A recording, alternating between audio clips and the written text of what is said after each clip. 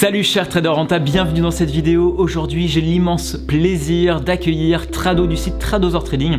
Alors tu vas voir, Trado c'est quelqu'un vraiment de génial déjà de base et puis qui est très calé en analyse technique. C'est un spécialiste du marché or et argent. Donc on va voir ça dans quelques secondes. Mais juste avant que je te le présente, n'oublie pas de cliquer juste en dessous sur le bouton s'abonner pour rejoindre des milliers d'investisseurs en bourse qui sont abonnés à cette chaîne. Allez, c'est parti. Salut Trado, je suis super content de te recevoir aujourd'hui sur ma chaîne. Comment vas-tu ? Ça va très bien Alexandre, je te remercie de m'inviter. Ouais, moi ça fait plusieurs années maintenant que je suis ton site Tradosor. Ton super site qui est rempli de riches informations et je suis super content, vraiment je suis très heureux de pouvoir t'accueillir aujourd'hui pour tout simplement partager plein de choses sur l'analyse technique. Tu es un vrai spécialiste sur l'analyse technique, tu vas nous en dire plus effectivement dans les quelques minutes.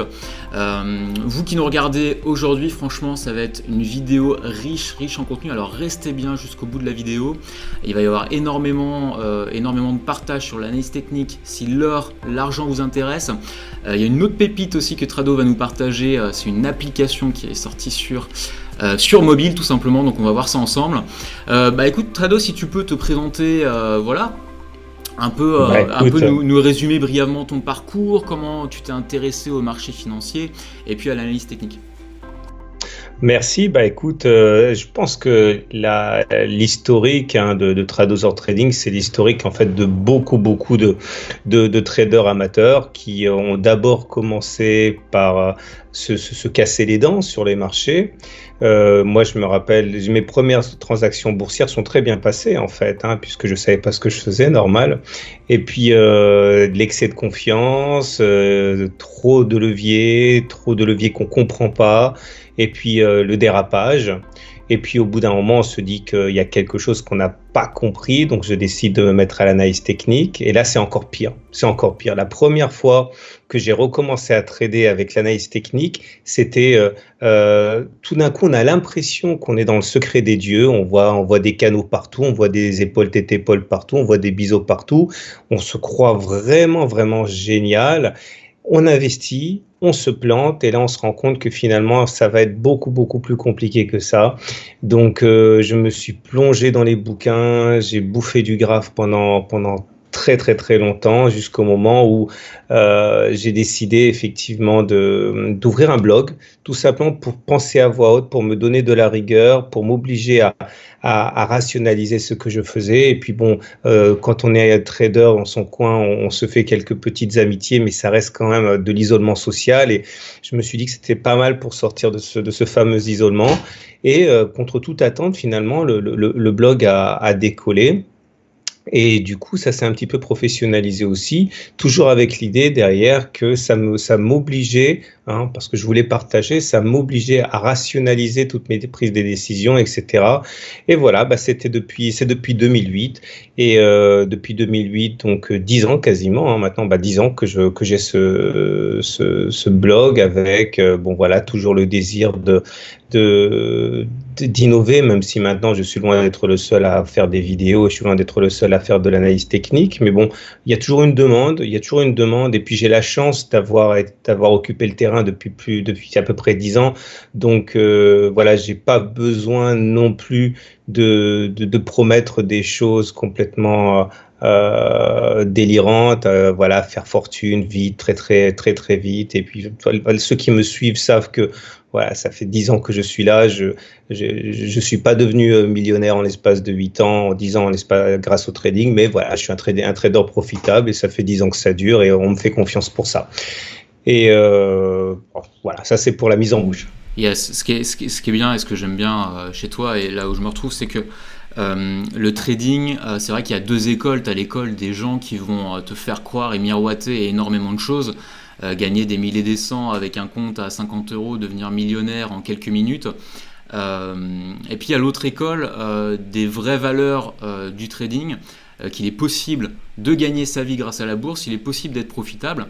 Faut se bouger les fesses tout simplement, faut se lever et puis bosser. Tu parlais tout à l'heure et ça me fait rire parce que tu parlais de bouffer du graphique, mais c'est vrai que c'est le seul moyen, j'ai envie de dire, de faire des erreurs, de se relever, de continuer, de progresser, et puis de mettre en place une stratégie qui est viable, notamment grâce à l'analyse technique. Donc c'est vrai que moi, ce que j'aime bien avec toi, c'est que ces valeurs-là, tu les partages, et du coup, c'est vachement important parce qu'il y a trop, dans ce monde de brut, des valeurs négatives, surtout en France, sur le domaine de l'investissement financier, sur le domaine de la bourse, sur le domaine du trading, et c'est bien dommage, parce qu'il y a énormément de belles choses à faire, en termes de diversification de patrimoine, en termes de tout simplement, pour se créer une source de revenus complémentaires. Il y a des belles choses à faire, on va le voir notamment tout à l'heure, là, dans les prochaines minutes, sur l'or, l'argent qui est ta spécialité, sur l'analyse technique, et voilà, c'est ça que je voulais dire, parce que les valeurs, à mon sens, en France, sont carrément sous-évaluées, et cette mentalité qu'on a, je trouve ça bien dommage, et grâce à des acteurs comme toi, eh bien, ça permet de redorer un peu l'image de la bourse. Alors, c'est gentil. Et juste un truc, parce que c'est une chose à laquelle je tiens, c'est que pour ceux qui découvriraient la bourse, il faut comprendre que la perte, je sais que c'est galvaudé, tout le monde le dit, mais je vais le redire encore une fois, la perte en trading est normale. En fait, quand on regarde le compte des traders qui en vivent, très souvent, je dis pas toujours, mais très souvent, ça va être plus de pertes que de gains. C'est-à-dire, on va être à 6-7 opérations perdantes pour une opération gagnante qui va permettre de refaire complètement le retard. Beaucoup de traders ont une phobie de la perte qu'ils vont couper très très très vite. C'est pas l'idée de se tromper qui les rend phobiques, c'est l'idée de laisser courir les pertes.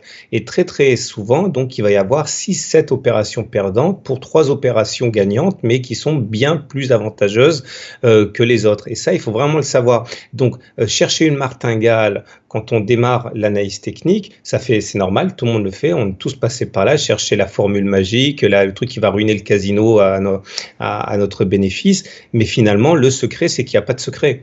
Le secret, c'est les bases, c'est le money management, c'est du travail, c'est trouver un setup qui fonctionne plus d'une fois sur deux. Et une fois que vous avez trouvé un setup qui fonctionne une fois sur deux, plus d'une fois sur deux, c'est déjà gagné. Mais tout le plus dur reste à faire, à savoir la discipline, le money management, etc. Exact, et c'est vrai, ce qu'on voit souvent chez les débutants. D'ailleurs, un petit exercice, vous qui nous regardez, analysez vos trades passés si vous êtes déjà sur les marchés financiers et regardez si vous avez, par exemple, pas forcément un ratio de trade gagnant, trade perdant, c'est pas l'objectif. L'objectif, c'est de regarder si vos trades perdants sont bien plus importants que vos trades gagnants. Souvent, en psychologie de marché, on voit que dès lors qu'on gagne un trade, eh bien, on le clôture rapidement. Et c'est bien dommage parce que souvent, chez les débutants, on voit énormément de trades perdants qui sont avec des énormes pertes, et très peu de trades gagnants. Et quand les trades gagnants sont là, ils sont minimes, quoi, parce qu'on a envie d'encaisser ce gain. Donc voilà, petit exercice chez vous. Tu nous parles d'où, la trado? Au final, t'es pas en d'Australie. D'Australie, excellent. Je te parle d'Australie. Donc là, il est quelle heure? Attends, je regarde parce que il est 8h50 en Australie, enfin 20h50, et il fait un peu chaud. Regarde, tu vois, moi j'ai un polo. Les désableuses sont passées. je me suis rasé la tête aujourd'hui pour l'occasion. Donc ça, c'est la chance aussi d'avoir ce métier qui permet de faire ça de n'importe où. Hein. Là, mon épouse étant australienne, on avait envie d'aller passer quelques mois en Australie. Voilà, ça fait 3 mois, on va rentrer quand on voudra, et puis on repartira ailleurs quand on voudra aussi. C'est le vrai plaisir de ce métier, c'est la liberté de pouvoir l'exercer n'importe où, quoi. Qu'est-ce qui t'a donné envie de faire ce métier? C'est cette liberté? C'est quoi ton pourquoi de ce métier au final? En fait, j'y suis venu et j'y suis resté pour des raisons différentes. J'y suis venu parce que c'est la fascination des marchés financiers. Moi, je suis économiste de formation. Hein. C'était ma première formation à Montpellier, donc j'ai des études d'économie. Et j'ai très vite été attiré par le côté obscur de l'économie, à savoir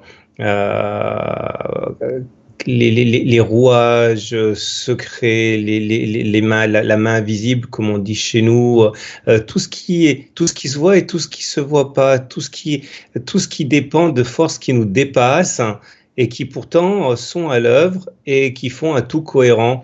Et puis bon, le côté bling bling de la bourse aussi, c'est quelque chose qui m'attirait.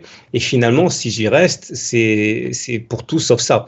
C'est parce qu'en fait, le trading, c'est de la patience, c'est de la rigueur. Ça peut même paraître assez ennuyeux parce qu'une fois qu'on a compris comment ça fonctionne, le but du jeu, c'est de faire tomber l'excitation à zéro, quoi. Hein. C'est-à-dire pas de peur, pas d'appréhension, pas d'excitation. On a un plan de trading. C'est comme si on ouvrait un paquet cadeau, mais qu'on savait déjà ce qu'il y avait dedans, quoi. Et la perte ne fait rien parce elle est budgétisée, la perte. Le gain ne fait rien non plus parce que voilà, c'est que le versant de la perte. Et puis voilà, ce que j'aime bien dans la bourse maintenant, c'est exactement ce que j'aurais eu détesté avant, à savoir le côté prévisible, le côté mécanique et mécanique bien huilée, mais sûrement pas l'idée de toute la mystification qu'il y a derrière le marché, quoi. Hein. Combien de temps ça te prend par jour de trader? C'est quoi une journée chez Trado?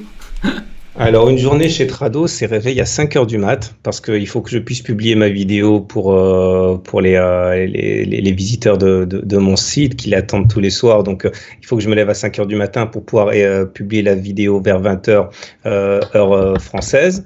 Et puis derrière, première chose que je fais une fois que j'ai terminé ça, je contrôle mes positions, ce qui s'est passé dans la nuit, etc. Que ce soit sur le forex, que ce soit sur le marché français aussi, parce que quand là regarde, tu vois, il est 21h, je vais aller me coucher, le marché français sera encore en train de tourner. Hein. Donc je contrôle mes positions, je prépare mes matrices de trading pour la journée. Quand j'ai préparé les matrices de trading pour le forex, les actions, les indices, etc., je passe les trades qui peuvent être passés. Et ça nous amène déjà vers 13h, 14h, heure australienne, après s'être réveillé à 5h. Donc tout au long de la journée, je contrôle mes positions, je prends éventuellement des profits partiels ou des pertes, etc. Et puis je commence à travailler sur la vidéo action, hein, que je publie tous les jours. Et puis à côté de ça, j'ai quelques élèves privés, je travaille aussi pour des entreprises qui me demandent de faire des analyses techniques. Donc c'est des journées super chargées, mais en même temps c'est des journées où on peut organiser comme on veut sa journée. Par exemple, j'ai la chance de pouvoir tous les jours aller au sport, à la salle de sport. Pas beaucoup, mais voilà, je connais pas beaucoup de personnes qui peuvent se permettre d'aller au sport tous les jours. Et je présume que tu vas pas aux horaires où il y a tout le monde en plus. Là où tous les salariés vont, quoi. Ouais. Voilà, donc c'est ça. Mais en même temps, j'essaie pas de faire de vendre du rêve, parce que bon, mes journées de travail, c'est réveil à 5 heures du matin, et juste avant d'aller dormir, je contrôle encore les positions. C'est facilement des journées de 10-12 heures de travail, quoi. Hein. Et puis je suis pas millionnaire, je vis bien, j'ai 4 enfants, on vit en Australie, donc voilà, je vis bien, mais il faut savoir ce qu'on veut, et c'est une liberté, en tout cas, qui fait partie du package, hein, à la bourse. Mais ça te permet de faire un peu ce que tu veux, quoi. Et ça, c'est vrai que... Et ça n'a pas de prix. Ça n'a pas de prix, ouais. Au-delà de l'argent, j'ai envie de dire, enfin, moi c'est vraiment mes valeurs à moi, c'est liberté avant tout, quoi. Enfin, moi, quand j'ai quitté mon taf, c'était vraiment pour partir de tout ce côté... tu vois, être fliqué, devoir faire des heures de route, avoir un patron, ne pas pouvoir, comme tu dis, faire du sport à 15 heures... quand t'as envie, tu vois, ou ne serait-ce que prendre un billet d'avion pour partir du jour au lendemain, tu vois, des petites choses de la vie. C'est ce qu'ils appellent la rat race en anglais, hein, la course de rats, où on est dans une sorte de labyrinthe, on court, on ne sait pas pourquoi, et c'est exactement ça, et s'échapper de la rat race. Et en fait, ce qui est dingue, c'est qu'on est pris dans un engrenage, et tu vois, comme on dit, des fois, on est tête baissée et on fonce, et on n'arrive pas à ressortir de cette tête et savoir comment sortir de ça, et ce qu'on voit souvent autour de nous, c'est vrai que beaucoup de personnes sont dans cette rat race et n'arrivent pas à en sortir, ne savent pas comment faire, et rêvent un peu de ce côté un peu de liberté, comme on vient de l'expliquer. Mais comme tu le disais, il n'y a pas de secret. cette liberté, elle est dans le travail, elle est on se bouge les fesses, on se donne, on fait des erreurs, on se relève et on avance comme ça, tous les jours. Preuve, c'est que toi, les marchés, c'est pas, tu fais pas ça depuis hier, tu vois.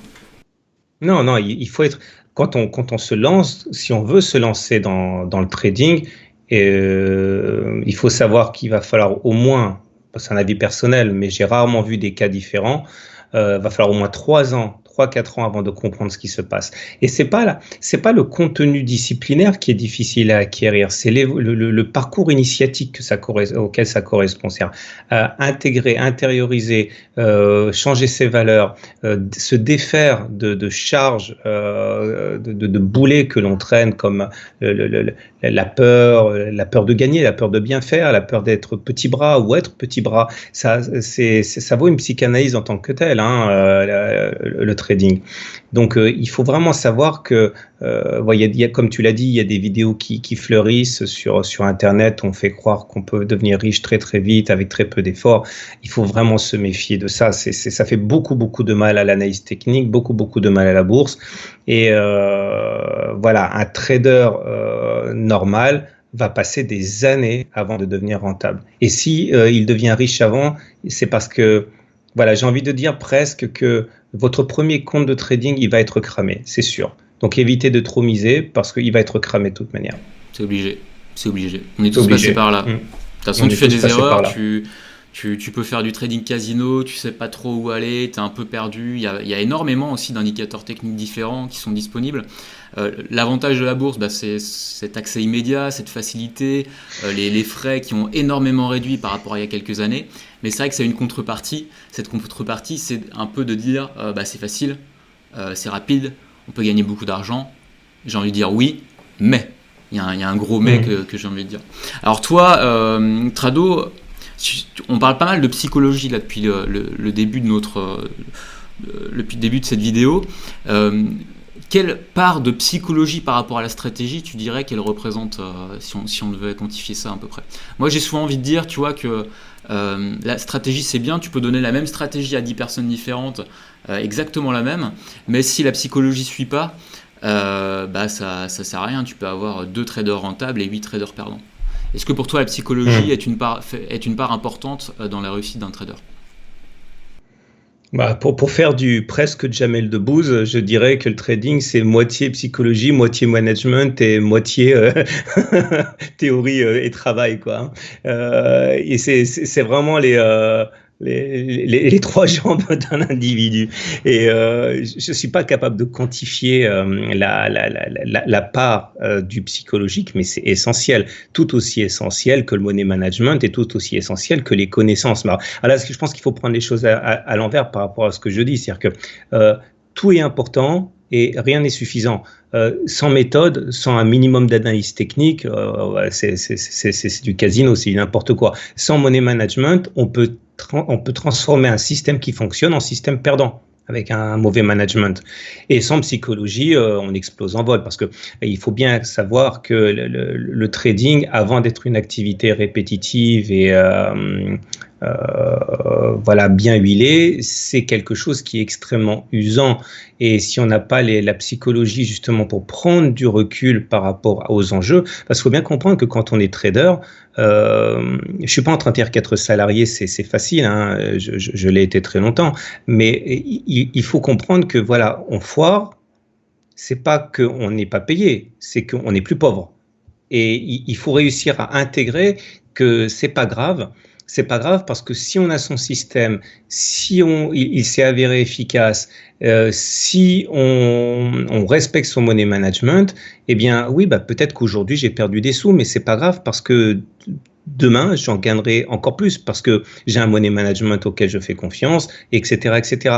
Donc voilà, il faut avoir extrêmement confiance en soi et ça déjà le psychologique commence là, à avoir confiance en soi. Beaucoup de gens se mettent au trading parce qu'ils n'ont pas confiance en eux et ils viennent acquérir quelque part une espèce de confiance en se disant qu'ils vont pouvoir tutoyer les dieux en parlant au marché parce qu'ils n'ont pas cette confiance, alors que finalement il faut la bâtir avant de réussir en bourse, quoi, hein, cette confiance. Je suis bien d'accord avec toi. Pendant. Ouais. Dis-moi, je pense que ce qui va intéresser aussi les personnes qui vont écouter, c'est de parler un peu d'analyse technique, ce qui est ton dada, parler d'or et d'argent. Si ça te dit de partager tes écrans, qu'on puisse effectivement, que tu puisses tout simplement nous partager quelques pépites, quelques astuces que tu utilises. Voilà, faire une petite analyse de l'or, pourquoi pas, ça peut être sympa. Ouais, ça marche. Alors, c'est ce que je vais faire. Alors, il faut savoir, bon, je l'ai coupé courte, ma présentation tout à l'heure, parce que je ne veux pas non plus que ça dure 3 heures, mais effectivement, je suis arrivé à l'analyse technique par l'or, en fait. Hein. Tu vois mon écran là? Pas encore, mais ça va venir. Ah, c'est en cours. Excellent, c'est bon. Voilà. Donc en fait, je suis arrivé à l'analyse technique par l'or. Hein. Au début, je tradais l'or et que l'or parce que j'ai toujours eu une sorte de fascination pour cet actif. J'ai expliqué un petit peu ça plus tard. Alors j'ai sorti un module de formation, oui, parce que j'ai oublié de le dire, mais mon taf consiste aussi beaucoup à être coach et formateur. Donc ça, c'est un des modules de formation que j'ai sorti. Donc en fait, l'idée de l'or et de l'argent, c'est que là, on n'est plus dans le trading. On est vraiment dans l'investissement et je suis sûr que je vais réussir à en convaincre certains que l'or et l'argent, c'est sans doute l'immobilier d'il y a 6-7 ans. Et donc, je suis convaincu que l'or, c'est la bulle techno avant qu'elle explose, c'est les cryptos avant que ça s'effondre éventuellement, c'est l'immobilier d'il y a 10-15 ans. Voilà pourquoi. Donc, je pense que, pour la faire courte, hein, l'or, pour des raisons structurelles, ça ne peut que monter.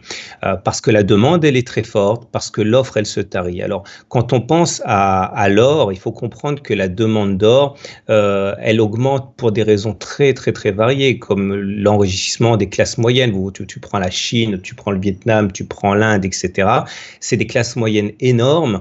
Et que font les classes moyennes dès qu'elles s'enrichissent? Eh bien, elles achètent de l'or dans ces pays-là. Pour se donner une idée, la classe moyenne en Chine, c'est 250 millions d'habitants hein, par rapport à la France qui est à 60, même pas à 70.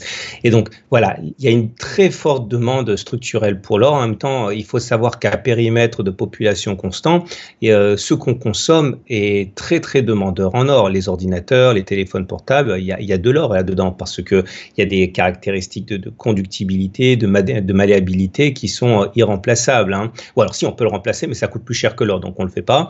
Et en même temps, il y a une offre qui se tarit. Il y a une offre qui se tarit parce que on considère que, voilà, pour la faire simple, les gens qui imaginent l'or qui a été extrait de la terre, ils s'imaginent une quantité phénoménale d'or. Ils imaginent, voilà, les mystérieuses cités d'or, c'est une idée assez communément répandue. Alors que finalement, si on prend tout l'or qui a été extrait de la terre, depuis qu'on extrait de la terre, ça ne fait qu'un cube de 21 mètres d'arête. C'est tout, 21 mètres d'arête, un petit cube de 21 mètres. Ouais, c'est un Rubik's Cube. Et c'est tout l'or qu'il y a. Et il y en a de moins en moins, on l'extrait de moins en moins. Et on considère que ce cube eh bien, a une arête qui grossit de 1 cm par an. Alors pour l'instant, l'offre est, comme on en trouve de moins en moins sous terre, c'est les banques centrales qui ces dernières années ont mis sur leur marché l'or qu'elles détenaient. Maintenant, elles le font de moins en moins. Au contraire, elles commencent à en acheter, notamment la Chine, la Russie, par exemple la Chine qui est le premier exportateur d'or et n'exporte rien. En fait, non, le premier producteur d'or qui a exporté pendant très longtemps n'exporte plus rien, il garde tout pour lui. Okay, et même les banques centrales qui étaient les plus promptes à vendre, maintenant ne vendent plus rien.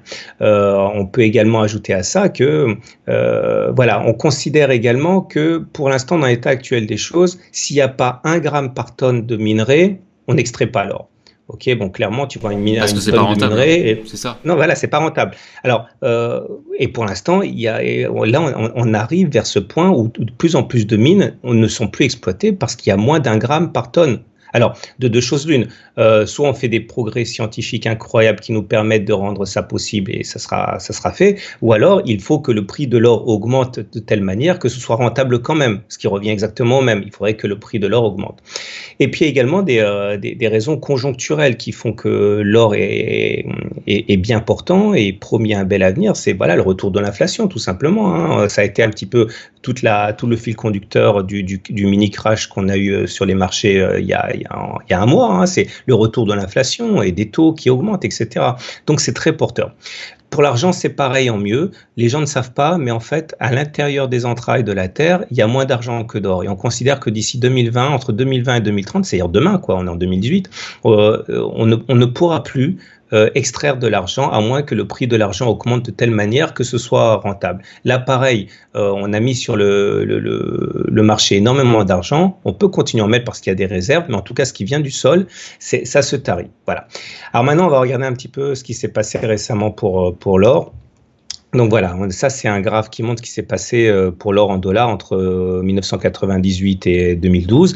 On voit que c'est passé à 1900 $, une augmentation de 600%, et derrière ça a baissé de 45%. Et c'est à partir de ce moment, en 2014, qu'on s'est dit, fin 2016, on dit bon bah c'est mort pour l'or, on s'est bien gavé, maintenant c'est fini. Tu trades l'or depuis combien de temps, Trado, toi? Tu as commencé à trader l'or depuis 2006, 2005, 2006. Excellent. Okay.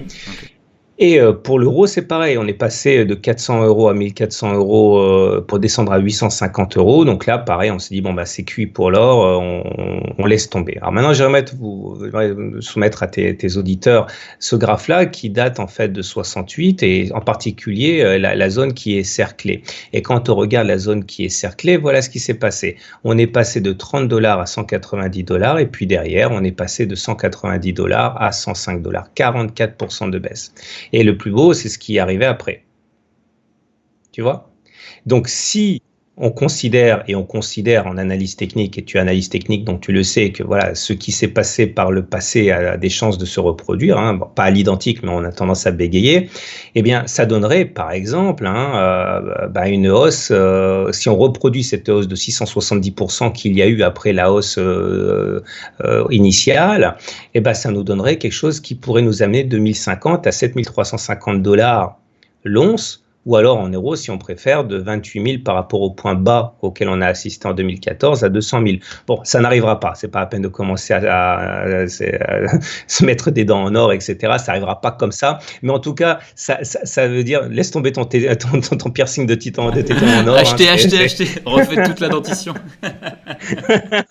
Mais l'idée surtout, c'est que voilà, ceux qui disent que l'or est mort parce que ça a baissé de 40 ou 50%, visiblement ne connaissent pas l'histoire de l'or. Et justement, on vient de dire, on a même commencé par ça, que les fondamentaux de l'or et de l'argent sont absolument excellents, absolument excellents. D'ailleurs, plus l'argent que l'or. L'argent, on ne le sait pas, mais voilà, tout ce qui est véhicule électrique, panneaux solaires, développement durable, etc., ça repose sur l'argent. L'argent est un antibactérien naturel. Voilà, tout ça, c'est des utilisations incroyables de l'argent. Il n'y a pas de substitut pour ça. Alors, si on fait du court terme, là pareil, hein, et c'est un graphe qui est en données weekly, hein, donc hebdomadaire.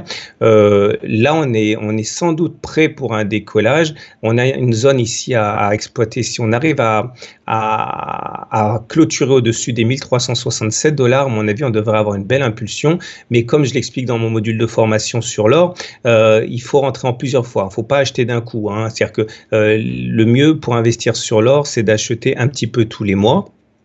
Et sur des niveaux clés, par exemple, si on dépasse 1360, on achète. Si on revient sur 1246, on achète. Si on revient sur 1206, on achète. Bref, tous les mois, on achète un petit peu régulièrement et sur des seuils graphiques importants. Et pour l'or en euros, c'est pareil. On a un seuil important à dépasser, les 1127.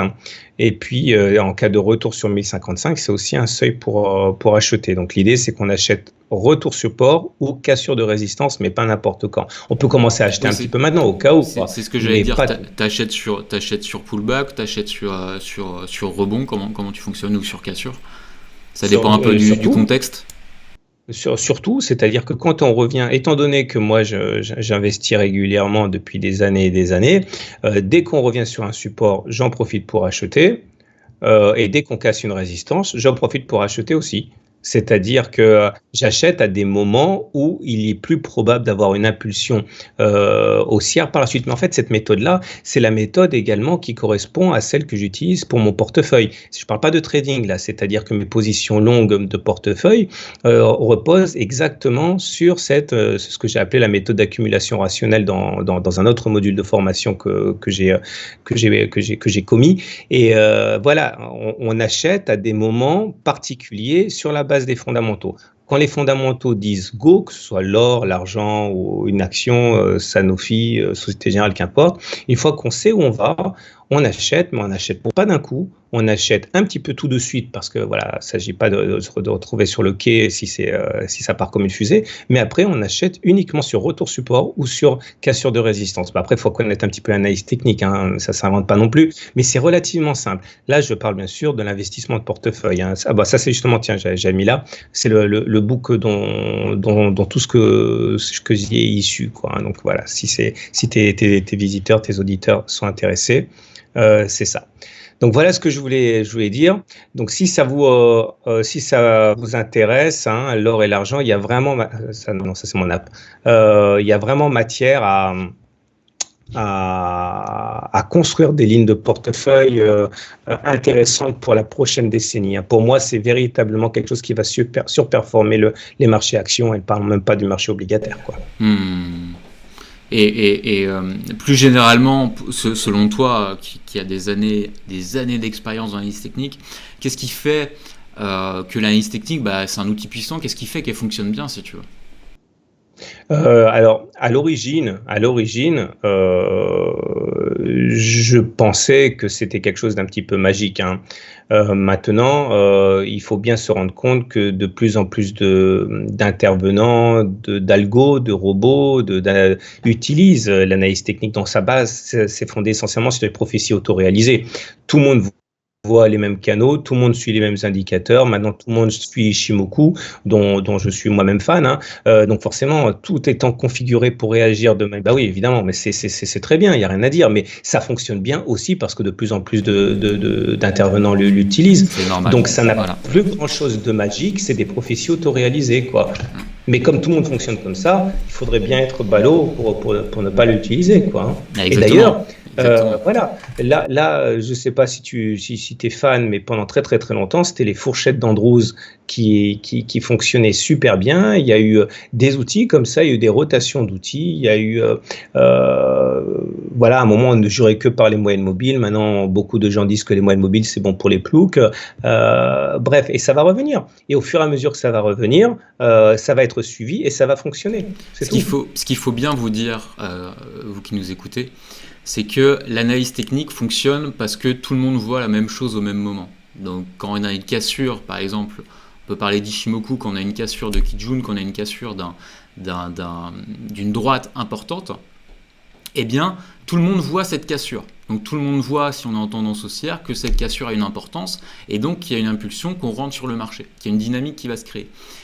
Et l'erreur à ne pas faire, de ce que je vois souvent chez les membres, c'est de dire « Ah, mais attends Alex, moi j'ai trouvé Ishimoku c'est 9,26,52, mais moi je fais du 10, 24, 48, et je peux te dire ça fonctionne vachement bien. » Mais le problème c'est qu'ils vont revenir 1-2 semaines après en disant « Ah bah non, en fait ça marche pas. » Et pourquoi ça marche pas ? Parce que tout simplement, vous n'êtes pas dans le pot commun en fait. Il faut être dans le pot commun, il faut être dans là où tout le monde est et là ce que tout le monde voit tout simplement. Si vous cherchez à voir différent que tout le monde, ça ne peut pas fonctionner. Il faut vraiment, pour le coup en analyse technique, être comme tout le monde en fait. Voilà. Plus il y a de monde qui voit les mêmes choses au même moment, qui comprennent aussi les mêmes choses, plus ça a de chance effectivement de fonctionner. Et comme tu le disais, Trado, c'est les prophéties autoréalisatrices. C'est logique que ça fonctionne comme ça. Et c'est vrai que pour le coup, Ishimoku, moi je l'adore parce que ça fonctionne très bien, mais parce qu'il y a beaucoup effectivement d'acteurs qui sont dessus, qui ont compris comment ça fonctionnait.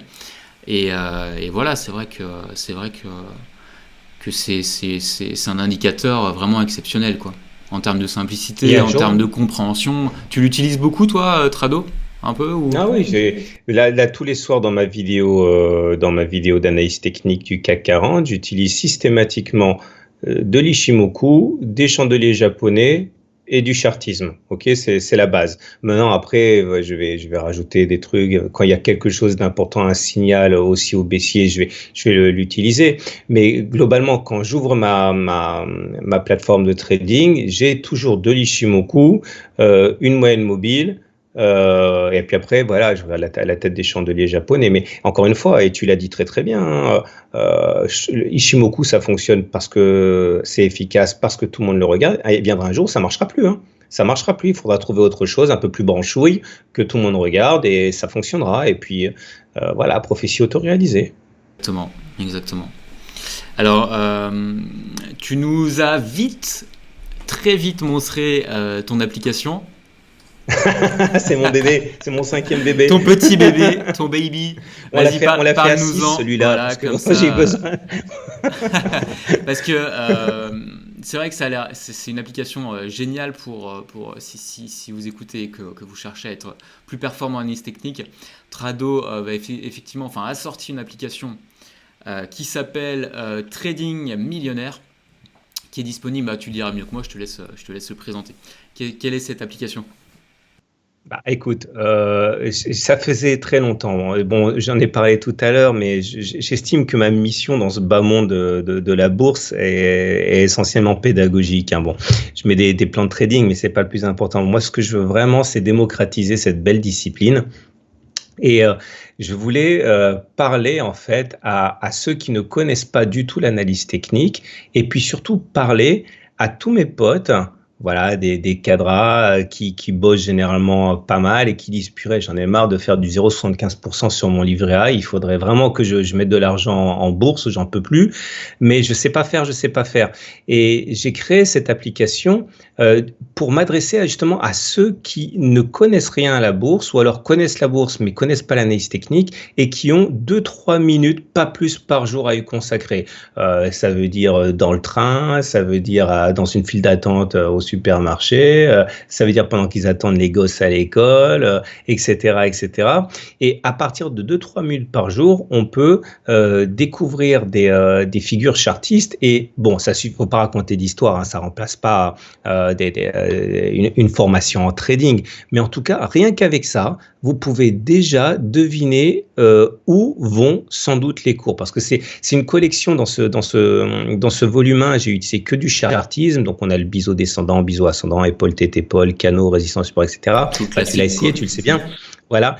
Et je voulais vraiment que rien qu'en regardant comment évolue un graphe, on sache déjà s'il y a plus de chances pour que ça monte ou que ça descende. Et clairement, je l'ai voulu gratuite, hein, cette application. Bah, tu l'as vu, hein, il y a une pub, ça me rapporte rien, c'est carrément pas intrusif. Voilà, c'est par rapport au coût de l'application, c'est vraiment que dalle. Mais il y a vraiment cette volonté de démocratiser l'analyse technique pour tous ceux qui veulent s'intéresser à la bourse, mais aussi aux cryptos, parce que les cryptos, il y a plein de gamins très souvent, hein. Donc c'est aussi à eux que j'ai pensé en faisant une application qui se lance dans le trading de crypto-monnaies sans savoir ce que c'est qu'un support ou une résistance, quoi. Tu vois, c'est délirant, quoi. Et rien qu'avec ça, on peut déjà progresser significativement. Voilà. Donc c'était l'esprit de ce jeu. C'est une excellente démarche. Donc clairement, regarde. Ouais, c'est sympa. Regarde, tu vois, donc clairement, mince, attends, comment ça fonctionne? Voilà. Donc là, pourquoi ça marche pas mon machin? Voilà. Donc là, tu vois, tu vas avoir les cours qui vont bouger, et à un moment, tu as une figure qui va se dessiner, le biseau descendant. Là, tu as toutes les informations sur toutes les figures qui existent. Tu peux changer, tu as 11 langues, etc. Et au fur et à mesure, tu vas faire évoluer ton avatar qui, au bout du bout, voilà, est au stade ultime du truc, hein. Mais voilà en quoi ça consiste. C'est excellent, excellent. Moi, je l'ai téléchargé il y a quelques jours et je me suis pris très facilement au jeu. C'est sympa. Non, mais c'est vraiment génial. Et on a. T'es arrivé à quel stade? Ce que j'aime bien, c'est que tu as mis en place un compte virtuel de trading, et du coup, bah ça te challenge, quoi, pour le faire grossir et grossir et grossir. Et voilà, non, c'est excellent. Bravo, merci, c'est sympa. Donc, si vous voulez vous le procurer, c'est simple. Soit vous allez sur l'App Store, soit vous allez sur Google Play. Ça s'appelle Trading Millionnaire avec un seul N, hein, à l'anglaise. Dans la description et aussi. C'est gratos. Voilà, comme ça, vous pourrez directement aller voir sur l'App Store ou sur Google Play. Excellent. Merci à toi, Trado. Quel conseil tu pourrais donner, tu vois, à ceux qui souhaitent utiliser l'analyse technique, ceux qui sont un peu pas encore grands connaisseurs des graphiques boursiers qui ont un peu peur et qui pensent que l'analyse fondamentale, toute l'étude des bilans d'entreprise, les choses comme ça, est plus profitable. Quel conseil tu pourrais donner sur l'analyse technique ? Eh ben, moi, je dirais la première des choses, c'est que déjà, l'analyse fondamentale se trompe très souvent. Quand il y a des profit warnings et qu'une action dégringole de 5-10%, c'est bien que l'analyse fondamentale s'est trompée. C'est que les analystes pensaient que le chiffre d'affaires allait augmenter de temps, que les débouchés auraient augmenté de temps, et des profit warnings, il y en a tout le temps. Quand on a des entreprises qui prennent 3-4% parce qu'ils ont fait une publication qui a rassuré les intervenants ou qui est au-dessus du consensus, c'est la preuve que l'analyse fondamentale se trompe aussi.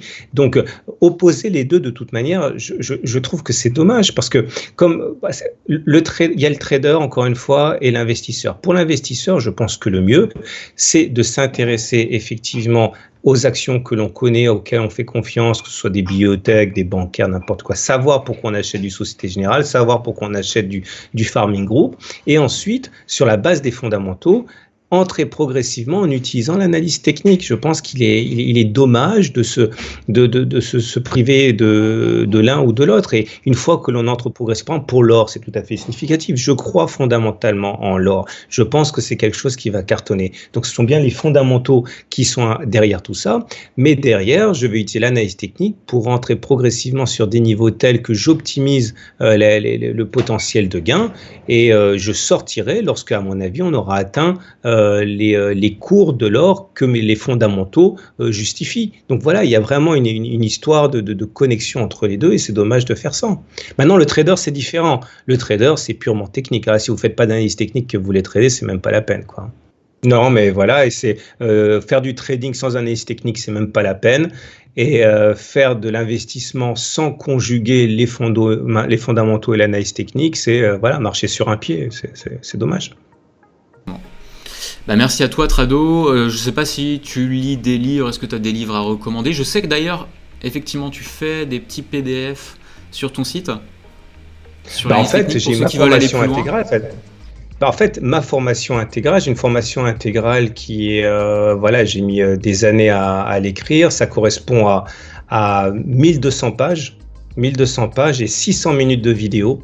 Donc, et vraiment là, pareil, j'ai voulu que le prix soit le plus bas du marché. Il n'y a pas de produit, à mon avis, qui soit... C'est pas pour me vanter, hein, je parle d'exhaustivité, je parle pas de qualité. Hein. En termes exhaustifs, je pense pas qu'il y ait des formations comme ça, avec 600 minutes de vidéo, 1200 pages à 110 balles, quoi. Ça n'existe pas. Hein. Donc, j'ai vraiment voulu faire ça pour démocratiser en grande partie l'analyse technique. Maintenant, j'ai envie de dire que les livres cultes, j'ai envie de vous recommander plutôt des bouquins de psychologie comme Mark Douglas, Trader dans la zone. C'est des choses, le travail psychologique que vous avez à faire pour vous-même, sur vous-même, pour devenir un trader est beaucoup plus difficile, ardu, long que le travail d'intégration théorique. Excellent. De toute façon, ça a été un peu le fil conducteur du début de cette vidéo et de la fin. La psychologie. Bougez-vous les fesses si vous voulez y arriver, il n'y a pas le choix. Tu en es la preuve, Trado, ça fonctionne très bien. En Australie, voilà, c'est plutôt cool, enfin, t'as une certaine liberté, quoi. Et c'est vraiment ça, à mon sens, c'est vraiment ça la vie, quoi. Donc bravo à toi, bravo pour tout le contenu que tu fais. Voilà, merci Trado. Merci de m'avoir invité. Salut Alexandre, à bientôt. Ciao. Si tu as aimé cette vidéo, si tu veux que j'en fasse d'autres, que je puisse interviewer d'autres traders rentables comme ça, que ça te plaît, mets un gros pouce bleu juste en dessous, partage-le aussi dans les commentaires, ce sera avec un grand plaisir, j'adore faire ça. Et si tu as des questions, n'hésite pas aussi à les mettre dans les commentaires, partage cette vidéo. Puis juste avant qu'on se quitte, si tu ne l'as pas encore fait, clique juste ici pour télécharger ma série de 3 vidéos en bourse gratuites où je te partage 9 conseils rentables pour réussir en bourse, démarrer en bourse en partant de zéro si tu es un total débutant. C'est gratuit, je t'invite juste à cliquer ici. Voilà, sur ce, je te souhaite de bons trades, je te dis à très bientôt. Allez, ciao.